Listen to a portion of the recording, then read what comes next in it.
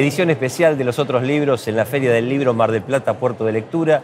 En esta oportunidad para hablar del contrato secreto YPF Chevron, un libro de Rubén Giustiniani. Rubén, bienvenido. Gracias por la invitación. Un gusto estar acá en Mar del Plata. Igualmente. Rubén, ¿qué escondía el contrato YPF Chevron? Muchas cosas. La primera, que nunca dijeron la verdad. Cuando Cristina Fernández lo presenta en julio de 2013, dicen que es una inversión directa de Chevron en Argentina para explotar la segunda reserva de gas no convencional y de petróleo no convencional del mundo. No era así. No era una inversión directa, sino que era un préstamo de una sociedad offshore radicada en un paraíso fiscal a otra sociedad offshore radicada en otro paraíso fiscal. ¿Un préstamo a devolver con qué intereses?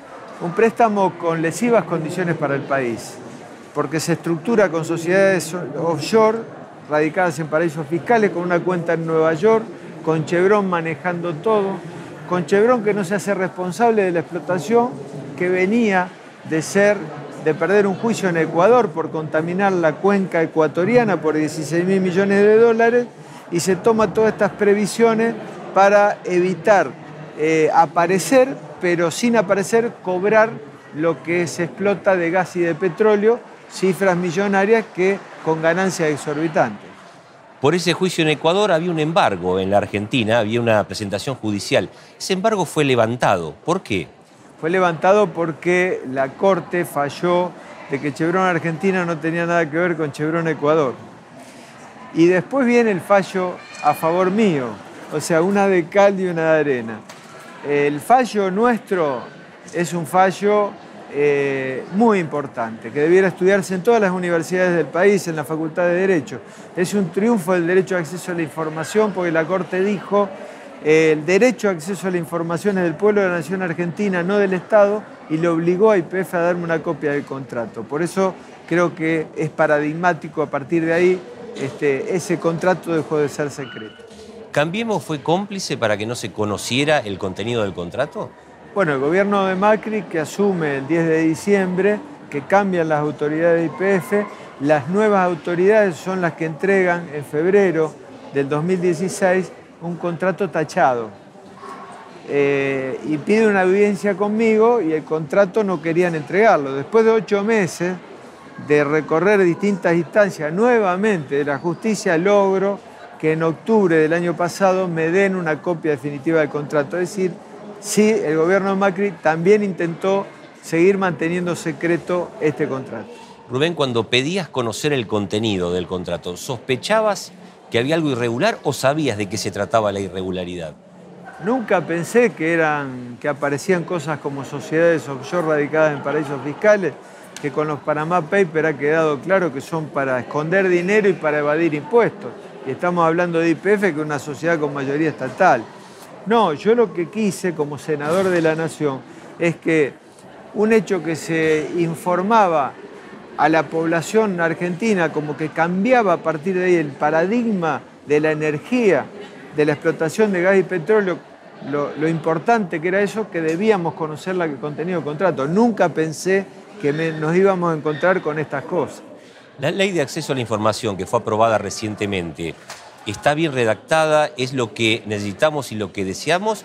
¿O tiene algunas irregularidades, algunas imperfecciones? Es un paso adelante. Entró en vigencia la semana pasada, justamente en el día que fue el Día Internacional del Derecho de Acceso a la Información.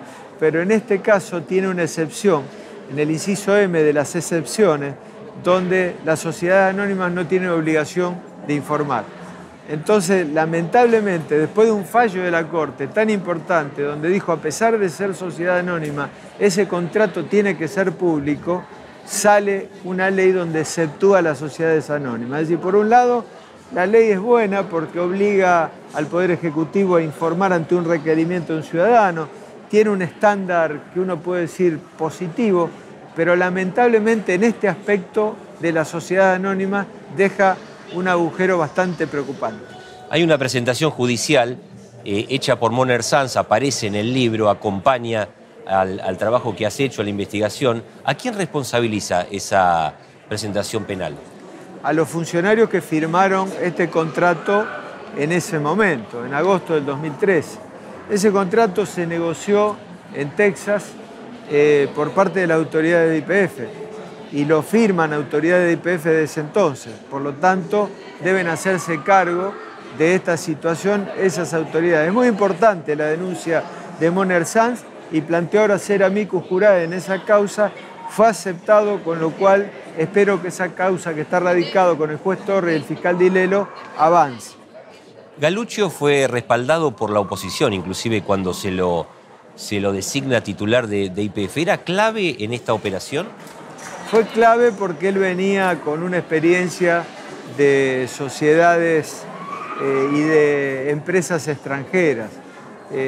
Yo creo que la decisión equivocada de ese momento y equivocada de esta continuidad que le da el gobierno de Macri es la explotación en Vaca Muerta, porque hay que ir a sacar el gas y el petróleo a 3.000 metros de profundidad, con una metodología que es altamente contaminante, que está prohibido en todo el mundo. Solo Estados Unidos y Argentina la hacen y en muchos estados de Estados Unidos está prohibida y que además es muy cara. ¿Sabés cuál es la consecuencia de esta? Que el gas natural barato va a ser el pasado en Argentina. Porque para que tenga rentabilidad para las empresas multinacionales, el gas Boca de Pozo fue llevado en la audiencia pública de Buenos Aires de 2,67 a 7,60 dólares en el 2019. Por eso vamos a ver que cada semestre hasta el 2019 nos va a aumentar el gas natural, porque la tarifa de gas natural es el 70% de ese valor de gas a Boca de Pozo. Por último, Rubén, hiciste referencia al fracking. ¿Hay alguna presentación en el Congreso argentino para prohibir el fracking, que está prohibido en algunos municipios? Hay presentaciones, todavía no se ha dado un debate. Cuando yo fui presidente de la Comisión de Medio Ambiente en el Senado, planteamos el debate de la megaminería a cielo abierto y esto tiene características muy parecidas. Se usa mucho agua potable, agua dulce, que escasea, sobre todo en el sur del país, donde se realiza, que hay aditivos químicos que se inyectan a 3.000 metros de profundidad para separar el gas y el petróleo del agua y que suba a la superficie, y en el medio hay napas intermedias. Claro. Y hay un residuo de químicos que quedan que no se sabe dónde se puede poner. Por lo tanto, me parece, y el aporte de este libro, el objetivo de este libro, es que se abra un debate, sobre todo en el seno de la sociedad, porque si algo hemos aprendido en los últimos años, es que gracias al saber académico de las universidades, de los investigadores, y gracias a los movimientos de organizaciones sociales, se ha puesto en debate el tema ambiental, que no lo ha puesto en general la dirigencia política. Rubén, muchísimas gracias y felicitaciones por este trabajo. No, muchas gracias por la invitación. Rubén Giustiniani, el autor del contrato secreto YPF Chevron, presente en esta edición especial de Los Otros Libros, en la Feria del Libro Mar del Plata, Puerto de Lectura.